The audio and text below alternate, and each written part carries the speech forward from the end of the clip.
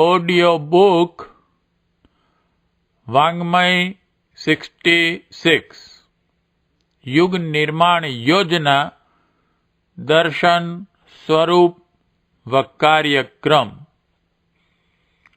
Chapter 4 युग निर्माण योजना की रूपरेखा और कार्य पद्धति। पार्ट 1 परिवर्तन होकर रहेगा। वर्तमान विकृतियों, कुत्साओं और कुंठाओं का दम घोटने वाला सिलसिला देर तक चलने वाला नहीं है। युग परिवर्तन एक सुनिश्चित संभावना है। आज मनुष्य में जो स्वार्थपरता, संकीर्णता, विलासता और अहमन्यता की अति हो चली है, उसे देर तक चलने दिया जाए तो आदमी आदमी को खाने लगेगा। समाज में जिन दुष्प्रवृत्तियों और दुष्ट परंपराओं ने जड़ जमा ली है, उनका सिलसिला आगे भी चला तो इस विश्व को अणुबमों की आग में जल जल कर आत्महत्या करने के लिए विवश होना पड़ेगा। ईश्वर ने अपनी सर्वोत्तम कला की प्रतीक इस धरती को इसलिए नहीं बनाया है कि उसका ऐसा दुखद अंत हो, और अपने राजकुमार ज्येष्ठ पुत्र मनुष्य को अगणित विभूतियों से इसलिए नहीं संजोया है कि उसे सामूहिक आत्महत्या करने की चरम मूर्खता का परिचय देना पड़े। इन दिनों स्थिति बिगड़ जरूर गई है, पर बिगड़ी स्थिति को सुधारने के लिए समय समय पर अवतरित होती रहने वाली अवतरण सत्ता का क्रम भी टूटा नहीं है। इतिहास में अनेक बार लगभग ऐसी ही विषम परिस्थितियां उत्पन्न हुई हैं जैसी कि आज हैं। उनके हल भी निकले हैं। भगवान ने अपनी विशेष प्रतिनिधि शक्ति देवदूतों के रूप में भेजी है, और उन्होंने समय के अनुरूप समाधान प्रस्तुत करके इस विश्व को विषम परिस्थितियों से उबारा है। उस परंपरा की आगे भी पुनरावृत्ति होकर रहेगी। अगले दिन ऐसी ही संभावना लेकर युग परिवर्तन का पूर्ण प्रकाश अवतरित होने जा रहा है। उसे हम ईश्वर की संतुलित व्यवस्था या अवतरण प्रक्रिया कहें तो कुछ भी अत्युक्ति न होगी। वर्तमान परिस्थितियों में परिवर्तन किस क्रम से होगा और उसका स्वरूप क्या बनेगा, उसका पूर्वाभास इन पृष्ठों में प्रस्तुत किया जा रहा है।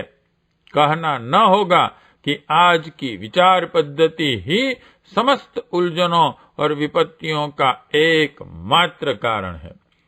प्रस्तुत विचार शैली, मान्यताएं, अभिरुचियां, आकांक्षाएं एवं आस्थाएं ऐसी हैं जिनने मनुष्य को उसके उच्च आसन से गिराकर पतन के गहरे गर्त में धकेल दिया है और नारकीय अंतर्द्वंद्वों की आग में जलने के लिए विवश कर दिया है।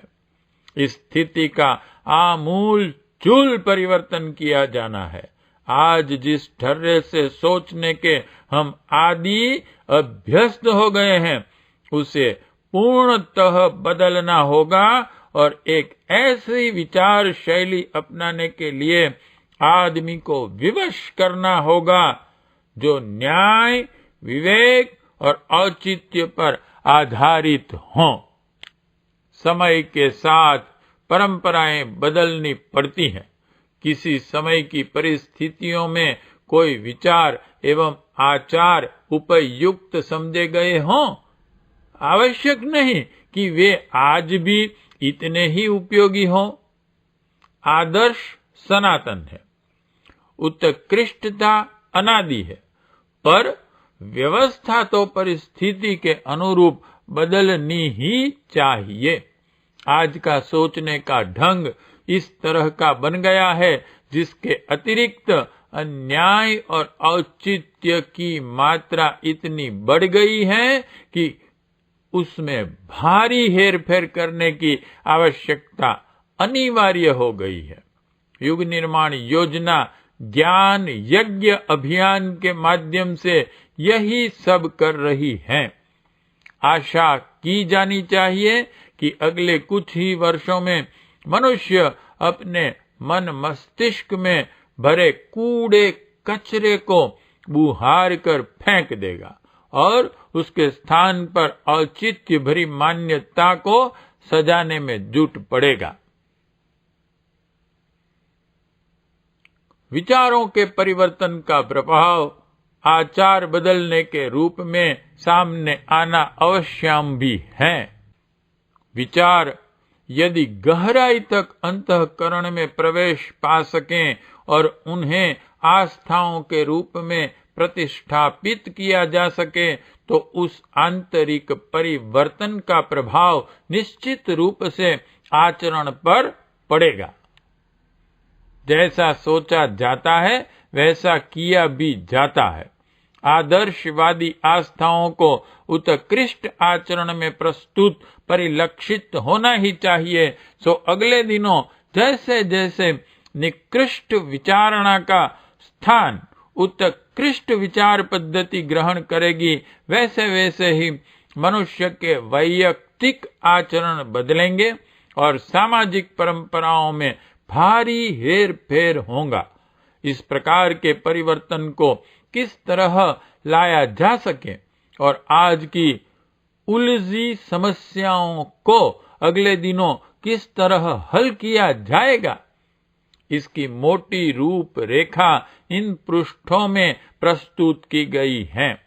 समस्त समस्याओं का उल्लेख और उनके समाधान तो आज प्रस्तुत नहीं किए जा सकते, पर दिशा जरूर दी जा सकती है, सो दी भी गई है।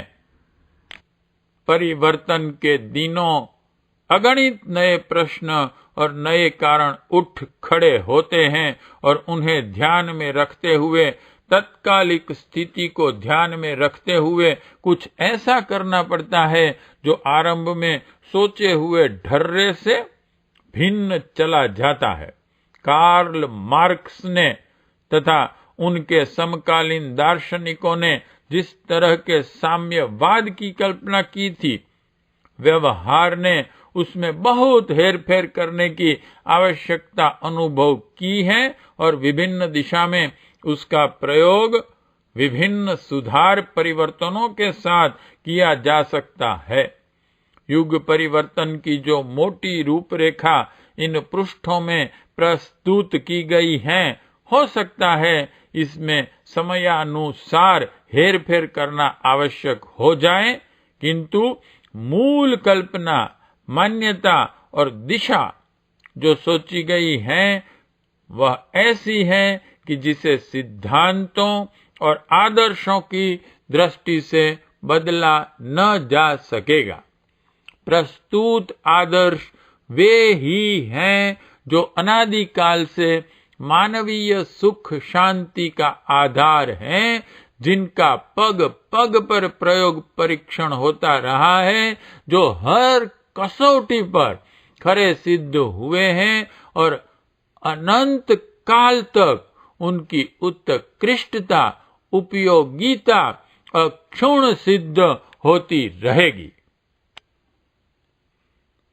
व्यक्ति के विचार और आचरण में आगामी समय में लगभग आमूल चूल परिवर्तन होने जा रहा है। वर्तमान ढर्रे में औचित्य की मात्रा नगण्य है, उसमें अवांछनीयता ही पड़ी है। इसे बदले बिना सुख शांति के दर्शन दुर्लभ ही रहेंगे। उसी प्रकार समाज का वर्तमान ढांचा जिस आधारों पर खड़ा हुआ है, उन्हें भी इतना अधिक बदलना पड़ेगा जिसे आकाश पाताल की तरह भिन्न कहा जा सके। इन दिनों की रीति रिवाजें, प्रथा, परंपराएं, कानून और गतिविधियां अगले दिनों नए सिरे से ही गढ़नी बदलनी पड़ेगी, तभी विश्व की स्थिरता और उज्जवल भविष्य की संभावना दृष्टिगोचर होगी। हम ऐसे समाज में रहना चाहते हैं जहां सब लोग एक दूसरे को प्यार करें, सद्भाव रखें और परस्पर उदारता एवं सहायता का मधुर व्यवहार किया करें। हर व्यक्ति परिश्रमी और संतोषी हो, ईमानदारी और सच्चाई की नीति अपनाते हुए सादगी का जीवन उच्च आदर्शों के साथ बितावें। कोई किसी का न अनहित चाहे, न द्वेष करें और न अनधिकार चेष्टा करके किसी के स्वत्वों का अपहरण किया जाए।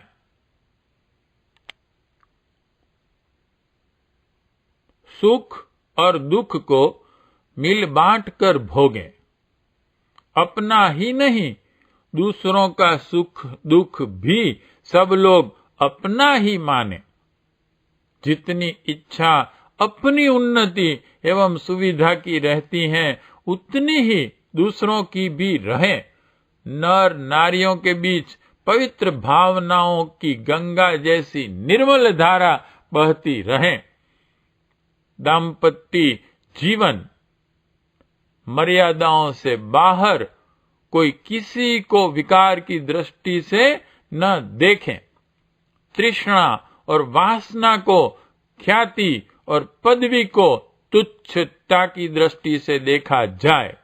कर्तव्य पालन के आत्म संतोष में परिपूर्ण तृप्ति अनुभव हो। अपराध कहीं देखने सुनने को भी न मिले। कोई किसी का अहित न चाहे, कोई किसी को दुखी न करे।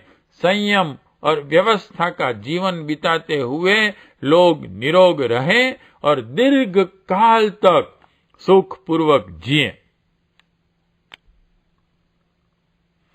जब मनुष्य इस प्रकार की जीवन नीति अपना लेंगे तो रोग, शोक, भय, क्लेश, अभाव, युद्ध, दुर्भिक्ष, प्रकृति प्रकोप जैसे उत्पात भी कहीं देखने को न मिलेंगे।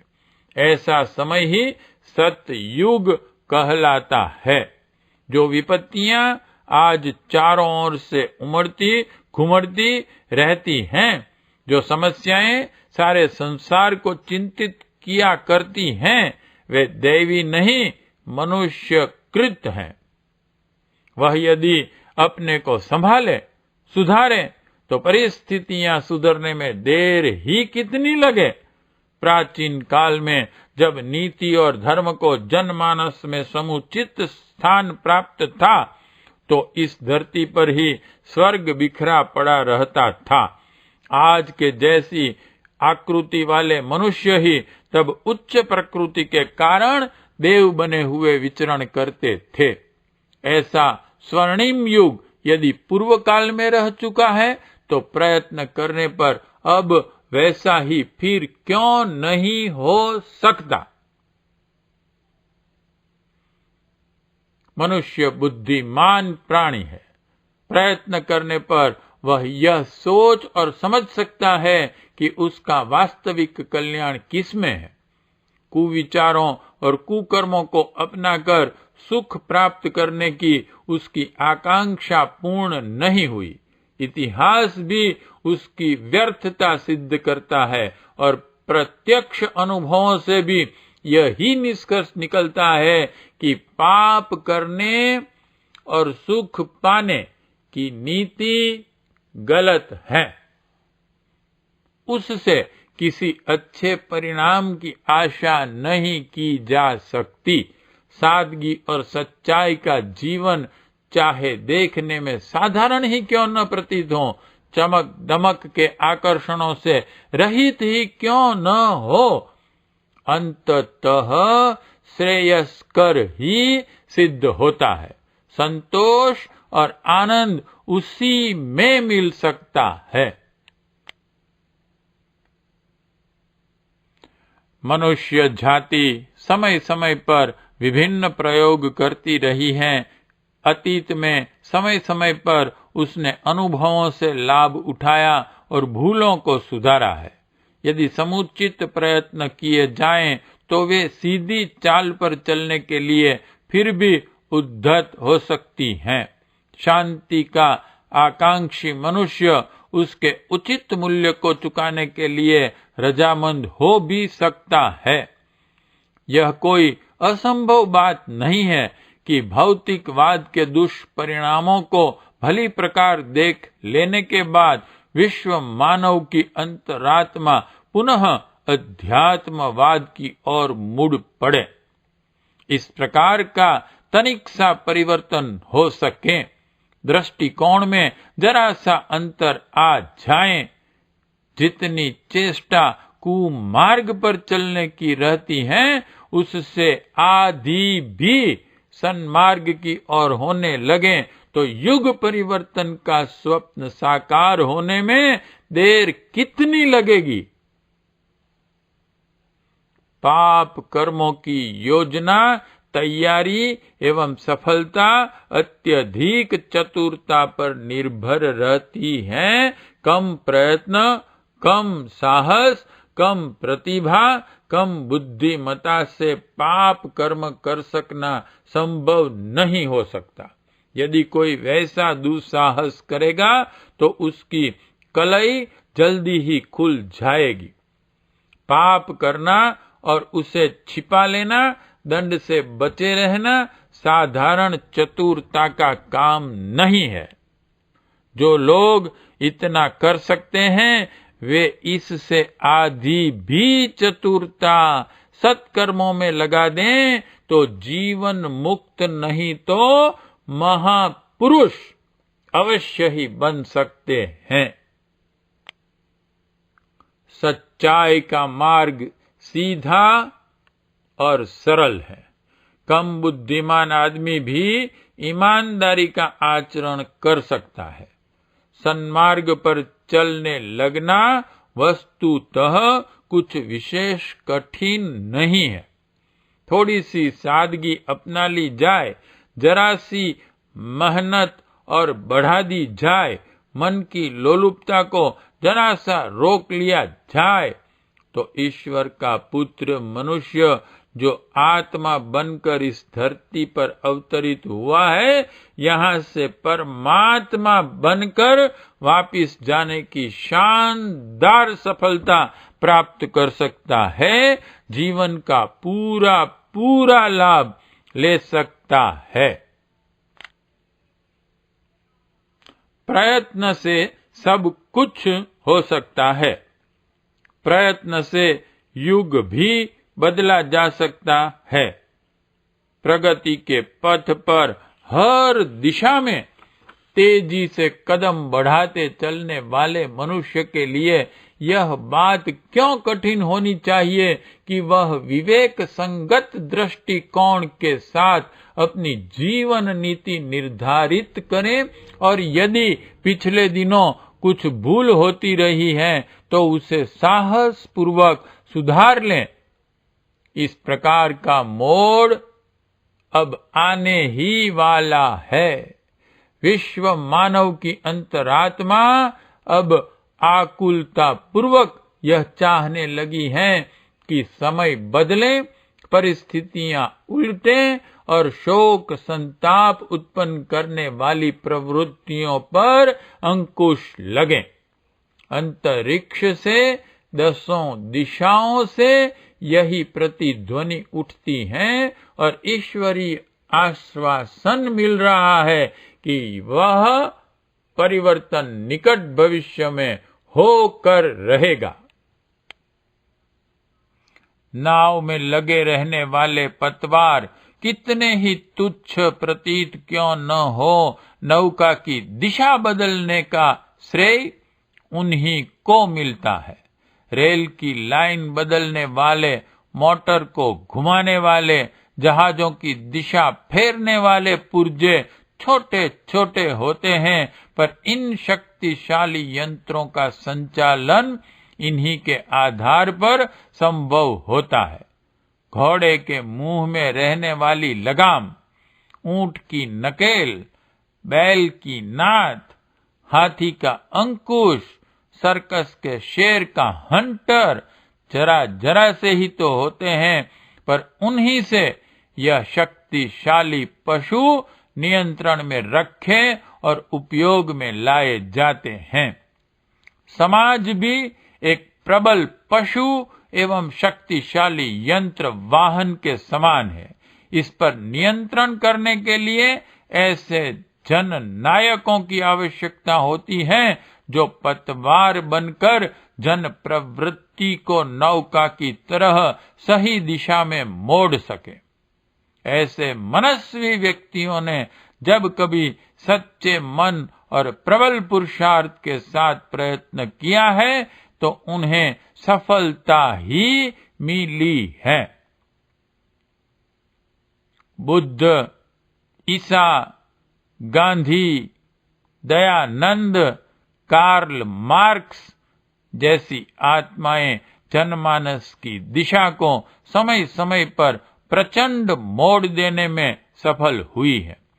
युग की आवश्यकता को पूरा करने के लिए ऐसे व्यक्ति भी उत्पन्न होते हैं जो प्रवाह की दिशा को उलट दें। प्राचीन काल में ऋषियों और तपस्वियों के शरीर ऐसी ही चट्टानों का काम करते थे जिनसे टकरा कर नदियों की प्रचंड धाराएं अपनी दिशा बदलने को विवश होती थी। महापुरुषों के शरीर और मस्तिष्क साधारण मनुष्य जैसे ही होते हैं, पर उनमें आदर्श के लिए कुछ त्याग करने की दृढ़ता उत्पन्न हो जाती है। अधिक पका हुआ पत्थर का कोयला ही हीरा कहलाता है। आदर्शों के लिए निष्ठा रखने वाले और उस निष्ठा की रक्षा के लिए कुछ कर गुजरने का साहस करने वाले मनुष्य ही महापुरुष होते हैं। कोयले के अन्य टुकड़ों की परीक्षा हीरा अधिक चमकता है। साधारण मनुष्यों की स्थिति में रहने वाला महापुरुष अपनी निष्ठा और दृढ़ता के कारण ही इतिहास के आकाश में उज्जवल नक्षत्र की तरह प्रकाशवान होता है। ऐसे निष्ठावान व्यक्ति जो आदर्शवाद को केवल पसंद ही न करे वरन उसे व्यवहार में लाने के लिए कटिबद्ध हों और उस मार्ग में चलते हुए यदि असुविधाओं से भरा हुआ जीवन व्यतीत करना पड़े तो उसके लिए भी तत्पर रहें, महापुरुष कहलाते हैं। उन्हें ही इस धरती के धर्म स्तंभ कहते हैं। विख्यात होना न होना अवसर की बात है। नींव में रखे हुए पत्थरों को कोई नहीं जानता, किंतु शिखर के कंगूरे सबको दिखते हैं, पर श्रेय इन कंगूरों को नहीं, नींव के पत्थरों को ही रहता है। कंगूरे टूटते फूटते और हटते बदलते रहते हैं, पर नींव के पत्थर अडिग हैं। जब तक भवन रहता है तब तक नहीं, वरन उसके नष्ट हो जाने के बाद भी वे जहां के तहां बने रहते हैं। इसी प्रवृत्ति के बने हुए लोह स्तंभों को युग पुरुष कहते हैं। उन्हीं के द्वारा युगों का निर्माण एवं परिवर्तन व्यवस्था संपन्न होती है। विश्व शांति का विशाल भवन खड़ा करने के लिए ऐसे ही लोह स्तंभों की आवश्यकता है जो बातें बनाने में, यश लूटने में दक्ष न हो वरन त्याग और बलिदान का दबाव सहने के लिए भी तैयार रहें। ताजमहल विश्व की सबसे सुंदर और सुदृढ़ इमारतों में एक है। उसकी नींव में लाखों मन लोहा और शीशा गलाया गया है ताकि उसकी मजबूती और स्थिरता में कभी कमी न आवे। उसके हर पत्थर को परख कर लिया गया है, जिसे लगाया गया है उसे उचित रूप से घिसा और चमकाया गया है। नक्काशी करते समय जो पत्थर छैनी और हथौड़ों की चोटें शांति पूर्वक सहते रहे हैं, वे ही इस सुंदर इमारत में सुसज्जित रूप से प्रतिष्ठा प्राप्त कर रहे हैं। कारीगर की चोटें जो नहीं सह सके, टूट गए, उनको कूड़े कचरे में ही स्थान मिल सका। युग निर्माण आज की सबसे बड़ी आवश्यकता है। विश्वव्यापी विपन्नताओं का समाधान और किसी प्रकार संभव नहीं। रास्ता एक ही है, केवल एक। जब तक मानव मन में भरी हुई दुष्प्रवृत्तियों को हटाकर उनके स्थान पर सत्प्रवृत्तियों की प्रतिष्ठापना न होगी, तब तक संसार की एक भी उलझन न सुलझेगी। प्रवृत्तियों के परिवर्तन की दिशा में हर मनुष्य, चाहे वह कितना ही अयोग्य एवं तुच्छ क्यों न हो, कुछ न कुछ कर सकता है। ऐसा कर्तृत्व जनमानस में उत्पन्न किया जाना चाहिए। प्रश्न केवल यह है कि इसे करे कौन। नींव का पत्थर, नाव का पतवार, रेल की पटरी, मोटर का पेट्रोल देखने में तुच्छ भले ही लगे, पर अनिवार्य आवश्यकता तो उन्हीं की रहती है। यह आवश्यकता पूर्ण न हो तो इन शक्तिशाली यंत्रों की गतिविधियां रुकी ही पड़ी रहेंगी। आज प्रगति का अभियान इसीलिए रुका पड़ा है कि उसे अग्रगामी बनाने वाले लौह पुरुष दृष्टिगोचर नहीं होते। सस्ती वाहवाही लूटने वाले लुटेरे हर जगह मौजूद हैं। नाम बड़ाई के भूखे भिखारी जन सेवा के सदा वर्त से अपनी भूख बुझाने के लिए इधर उधर मारे मारे फिरते रहते हैं, पर बीज की तरह गलकर विशाल वृक्ष के रूप में परिणित जो हो सके, ऐसा साहस किन्हीं विरलों में ही होता है। युग निर्माण की नींव खोदी जा चुकी है और इस विशाल भवन के निर्माण की योजना भी बन चुकी है। अब केवल नींव में रखे जाने वाले पत्थरों की तलाश है। भारत भूमि की विशेषता और ऋषि रक्त की महत्ता पर जब ध्यान देते हैं तो यह विश्वास सहज ही हो जाता है कि कर्तव्य की पुकार सुनने और उसे पूरा करने वाले तत्व यहाँ सदा से रहे हैं और अब भी उनका बीज नाश नहीं हुआ है। यह सब कैसे, किसके द्वारा, किस तरह होगा, इसकी एक रूपरेखा युग निर्माण योजना ने प्रस्तुत की है।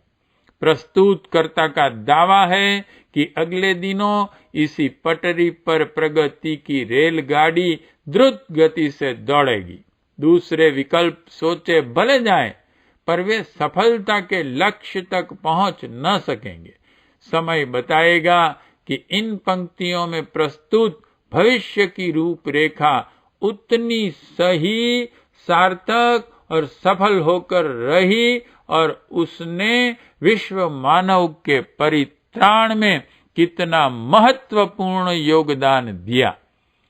योजना के पीछे ईश्वरी इच्छा या प्रेरणा की झांकी जो देखते हैं, उन्हें भविष्य सही सोचने वाला ही प्रमाणित करेगा। पार्ट 1 समाप्त।